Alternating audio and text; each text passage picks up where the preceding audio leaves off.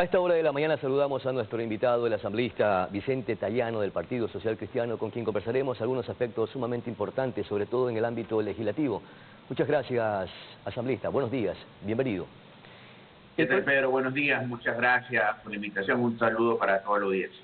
El proyecto de ley que endurece las penas y que se intenta aplicar la consulta popular y que fue aprobado por la Asamblea Nacional como un pedido a la carta, tal cual como lo solicitó el Ejecutivo, reposa en el escritorio del primer mandatario.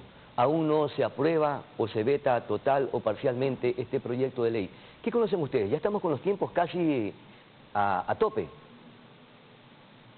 Pedro, fuimos a una consulta popular y el ciudadano, desesperado por la crisis que estamos viviendo en materia de inseguridad, a lo cual se incluye la provincia de Manabí, decidió votar por un sí que demandó hacia la Asamblea Nacional la reforma de la legislación penal para endurecer penas, sobre todo en delitos como sicariato, como la extorsión, que es la que nos tiene muy preocupados. Nosotros cumplimos, lo hicimos ya hace prácticamente un mes y el proyecto fue enviado, como manda el trámite, hacia el Ejecutivo. Y no solo estamos esperando, exigimos que sea puesto en vigencia, porque esa es una de las tantas cosas que tenemos que hacer como país para poder enfrentar esta embestida de la delincuencia que a todos hoy nos tiene absolutamente preocupados. Claro, porque este es un proyecto urgente y que requiere que inmediatamente entre en vigencia para su respectiva aplicación. ¿El plazo vence cuándo, asambleísta? A ver, hay un tema que es claro, no podemos ser contemplativos hacia el crimen organizado y hacia la delincuencia. Y por eso, más allá de los tiempos, 30 desde que llegan hacia los escritorios, aquí lo de fondo es que cada función del Estado tiene que hacer lo que le corresponde. Y en el caso del Ejecutivo, porque así lo manda la Constitución, es colegislador. Y una vez que la Asamblea aprueba, tiene que revisar ese proyecto y pronunciarse si está a favor totalmente, parcialmente o no. Pero en este caso es prácticamente imposible que el Ejecutivo no esté de acuerdo, porque trabajamos en función del texto enviado por ellos, ya que así lo mandaba la consulta popular, y se hicieron cambios muy puntuales en cuanto a que exista penas para arriba, para que se sancione con mano dura la delincuencia, pero cambios para que exista concordancia en aquello. Y aquí un tema importante, no habrá reforma, Pedro, de la Asamblea Nacional si es que no tenemos un gobierno que gestione, que resuelva, y una justicia que cumpla con su trabajo. Y hacia allá, hacia donde de ahora en adelante tiene que estar enfocado no solo el trabajo de fiscalización de la Asamblea Nacional, sino la observancia de todo el país, para que esa justicia, una vez que reciba esta reforma, la aplique sin dudar, la aplique con toda contundencia, y quienes resulten sentenciados por esos delitos graves cumplan toda la pena en la cárcel. Claro, creo que el plazo vence el 8 o 9 de agosto. ¿Por qué esperar entonces hasta el último día, si usted lo acaba de mencionar, y el país está esperando que entre en vigencia este proyecto de ley porque es necesario y urgente? Mire usted que en estos días han habido repuntes de hechos violentos en algunas regiones, inclusive en provincias o regiones en donde está determinado el estado de excepción. Por tanto, hay que exhortar al primer mandatario a que apruebe inmediatamente lo más urgente de este proyecto, que está en el congelador o está en el escritorio del primer mandatario. Pedro, hablando de seguridad, hay un problema de fondo, y es que es claro que no existe un plan, una hoja de ruta concreta. ¿Y por qué digo esto? Porque, por ejemplo, como en el caso de Manabí, cuando usted tiene una alarma social ante el desborde de la delincuencia, se hace lo mismo que se hizo en el gobierno pasado, en el de Guillermo Lazo. Estados de excepción, focalizados, y por otro lado se trasladan comandos de la fuerza pública momentáneamente hasta un poco controlar el tema, y luego que se mueven los números de delincuencia nuevamente al alza. Es decir, no hay soluciones a los temas de fondo, a pesar que como ciudadanos, como asamblea, como país le hemos dado todo al Ejecutivo. Los ciudadanos votamos sí en una consulta porque entendimos que era nuestra forma de afrontar. La Asamblea Nacional apenas lo recibió, lo tramitó en menos de un mes. Y ahora lo importante es que sintamos nuestros resultados. Y algo de fondo, Pedro, todos como país estamos haciendo un gran esfuerzo económico, porque en la Asamblea se aprobó una ley que también envió el Ejecutivo, cuyo objetivo era financiar el conflicto armado interno, y se aumentaron los impuestos, se aumentó el IVA, se creó una contribución temporal para cierto sector comercial, se creó una contribución temporal para el sector de la banca, se aumentó el impuesto de salida de divisas, pero se dijo que ese dinero iba directamente destinado al combate a la delincuencia, pero lamentablemente no ha sido así, porque inclusive la propia viceministra de Finanzas hace 15 días dijo que tan solo el 35% iba a seguridad y que el resto iba a temas sociales que tampoco vemos. Por lo tanto, es importante que se presente en detalle cuánto se ha recaudado y si efectivamente ese esfuerzo nuestro, ese esfuerzo ciudadano, ha ido destinado a seguridad. Y es necesario, importante, que comparezcan los ministros de Defensa y del Interior, precisamente para que transparenten las acciones realizadas y den a conocer precisamente a través de un informe los resultados del combate a la delincuencia. ¿Se tiene planificado, se está agendando en la Asamblea Nacional para que comparezcan ambos ministros? Sí, efectivamente, la semana pasada el Pleno de la Asamblea Nacional decidió que esta semana comparezcan tanto la señora ministra del Interior como el señor ministro de Defensa en relación a Manabí y a todas las provincias que son parte de este estado de excepción, por obviamente los índices de delincuencia y todo lo que está pasando, para tres cosas fundamentales. Primero, que presenten cuáles son los resultados obtenidos hasta la fecha en relación al plan de trabajo. ¿Y por qué? Porque queremos saber efectivamente si hay un norte, si hay una estrategia y no simplemente temas coyunturales como los que me referí. Segundo, y lo importante, ¿qué es lo que se espera en relación a ese plan de trabajo y a dónde está el dinero que todos hemos pagado? Porque el IVA se subió 3 puntos. Hoy todo está más caro, de hecho.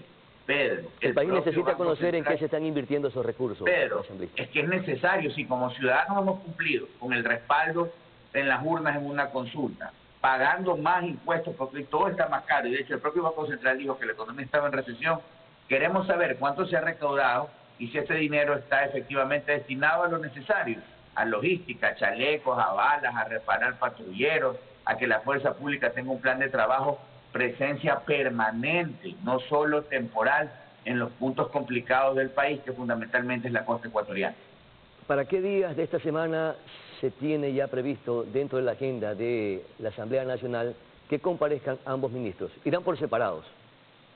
Bueno, entendería que la decisión del Pleno fue que en un solo día, en una sola comparecencia, en momentos diferentes, claro está, comparezcan. Esto podría realizarse este mismo jueves, que tendríamos sesión del Pleno, porque este acto de comparecencia tiene que darse ante el Pleno de la Asamblea Nacional. Y ahora, ¿cómo solucionar estos problemas que son urgentes y de fondo por los que atraviesa el país si todavía percibimos que existe esa pugna entre el bloque legislativo de la Revolución Ciudadana y el Ejecutivo? Se ha llamado precisamente a comparecer, ya estuvo en la Comisión de Fiscalización, la canciller Sommerfield. ¿Esto no cree que es una acción de persecución política más allá de una fiscalización o de entender el procedimiento ante la crisis de la Embajada Mexicana? Pero la fiscalización no solo es una competencia constitucional de la Asamblea, hay que ejercerla responsablemente. Y eso es lo que nosotros estamos haciendo como bancada legislativa. Fui el proponente hace más de un mes de una resolución que buscaba que se le pague en materia de salud a todos los prestadores externos del país y del gobierno, por ejemplo, Solca, las dializadoras, que ya muchas anunciaron cerrar sus puertas. ¿Y por qué pongo este ejemplo? Porque hacia allá es a donde tiene que ir la labor de fiscalización. Ahora, por ejemplo, en materia de seguridad, para que la justicia haga lo que tenga que hacer. Y la política y las diferencias no le pueden ganar a las soluciones del país. Y aquí es cuando se vuelve importante que regresemos a la agenda de trabajo de la Asamblea, que primero fue construida de consenso, inclusive con la bancada del gobierno y con la bancada de RC, que hasta el día de hoy tiene 25 leyes aprobadas. Y lo importante, que las cosas que se hagan sean temas de interés ciudadano. En cuanto al tema de Sommerfield, es claro que hay una posición allí entre estas dos bancadas. Nosotros fuimos absolutamente frontales. Nosotros no vamos a votar por la censura y destitución de la ministra, no porque estemos defendiendo a la ministra, porque entendemos que ante el conflicto internacional que existe, porque el Estado ecuatoriano está demandado a una corte internacional por México, y si la canciller es parte de esa demanda, y en este momento el Parlamento toma una decisión, eso puede ser tomado como un argumento para luego sancionar el Ecuador, y esto va a tener muchas consecuencias en nuestro comercio exterior, bloqueo de relaciones, tal vez aumento de aranceles con algunos países, y lo que queremos nosotros es que el Estado salga bien librado, sin duda. Tienen que haber sanciones a lo interno, pero las cosas hay que irlas haciendo en su momento, lleno de fondos. Al ciudadano que nos esté escuchando le interesa qué está haciendo el país en general para resolver el problema de inseguridad, para que haya más plazas de trabajo, para que en los hospitales haya lo que no hay, medicina, asistencia médica, que esos son los temas sobre los cuales tenemos que volver a encauzar nuestro trabajo legislativo y evitar los conflictos y confrontaciones innecesarias. ¿Por qué le preguntaba en este caso, o puntualmente, lo de la canciller Sommerfield? Porque no sé si será urgente, necesario o una persecución política, porque de acuerdo a las causales que está esgrimiendo la Comisión de Fiscalización, en la que está inmersa una asambleísta correísta, Yajaira Urrestra, las causales están concentradas en otro tema que no tiene que ver precisamente con la crisis de la embajada mexicana y más bien está vinculándola en otros aspectos que probablemente no estaban dentro del contexto del problema. Pero hay un tema que es claro, los procesos de fiscalización no pueden convertirse en una agenda personal y menos aún transformar... ¿Y en este caso sí se está convirtiendo en una agenda personal partidista?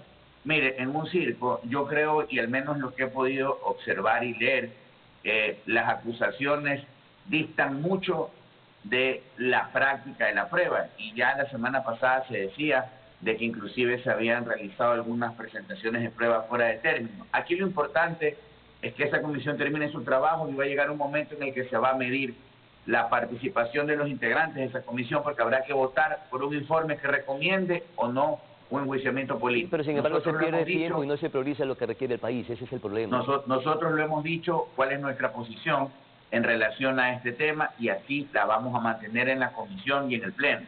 Y hacia adelante, nosotros estamos trabajando en los temas importantes. Empezamos esta entrevista con una inquietud suya. Y es que, por ejemplo, en temas importantes hablamos de seguridad. Y es que en temas importantes hablamos lo que hemos hecho en materia de salud. Y hacia allá tenemos que seguir enfocando nuestro trabajo legislativo. ¿Y por qué? Porque mientras el tiempo pasa, la situación de inseguridad se sigue agravando. Mientras el tiempo pasa, la deuda del gobierno central con los prestadores externos de salud, entiéndase, Solca, dializadoras y demás clínicas, no se está cumpliendo y muchas personas ya no van a poder lamentablemente ser atendidas. Así es que hacia allá es a donde tiene que enfocarse el trabajo de fiscalización en mi concepto.